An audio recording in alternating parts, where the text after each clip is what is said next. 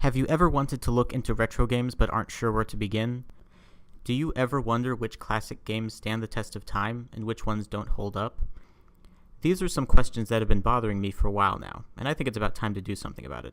So I'm going through gaming's history one game at a time to try to find the best games of all time. Welcome to the Gaming Archaeologist. In an era where games focused primarily on the gameplay and the story was either an afterthought or non-existent, Ninja Gaiden took a different approach by incorporating detailed cutscenes in between the levels to have a more fleshed out narrative. For its time, I'm sure it was innovative and pretty impressive, but looking back on it now, it's nothing special. Personally, I think it took the wrong approach when it comes to telling a story in an interactive medium. Firstly, the actual story isn't that great. You play as the ninja Ryu Hayabusa, who goes on a journey to find out why his father was murdered and ends up getting involved in something much bigger. Long story short, there's an ancient demon buried under some old ruins that the bad guys want to resurrect, and it's your job to stop them. It's a decent narrative, but there are a lot of plot holes and things that don't make a whole lot of sense.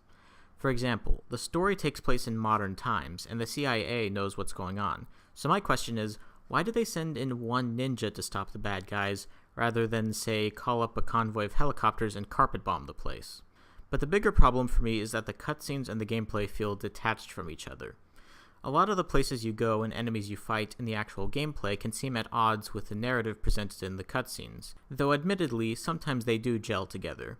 Story and gameplay should work hand in hand, and while I can admire Ninja Gaiden for attempting to have a more fleshed out narrative despite its limitations, I just don't think it worked out all that well, or at least not in hindsight. But still, even if the story isn't very good, that's nothing new, and the most important aspect of a game is still the gameplay. In that area, Ninja Gaiden is very good. The controls are intuitive and responsive, and really make you feel like you're a ninja. The ability to leap from wall to wall, and even just the act of jumping, is incredibly enjoyable. Playing through the game is fast-paced, action platforming fun. Unfortunately, this is counterbalanced by the fact that the game is very difficult. And not like Castlevania, which I'll admit was mostly fair, because a lot of the stuff in Ninja Gaiden is straight up unfair. First of all, the game is rather glitchy, and enemies respawn if you move just a little too far away, which is ridiculous.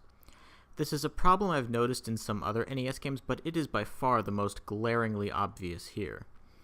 Add to that cheap enemy placement, as well as a very short recovery time that can screw you over if you become surrounded by enemies, and the game can be infuriating at times.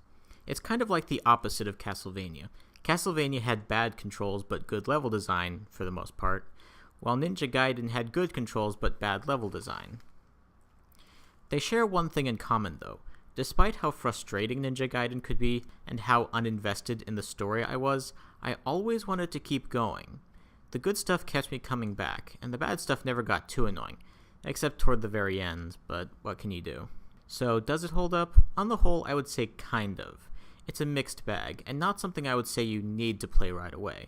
But I did enjoy it, and I'd say it's at least worth looking at. My final score for Ninja Gaiden is a 6 out of 10. So those are my thoughts on Ninja Gaiden. What do you think? Do you agree? Disagree? Whatever your thoughts are, let me know in the comments below. The next game I will be taking a look at is Metroid. Thank you for watching, and I will see you in the next one.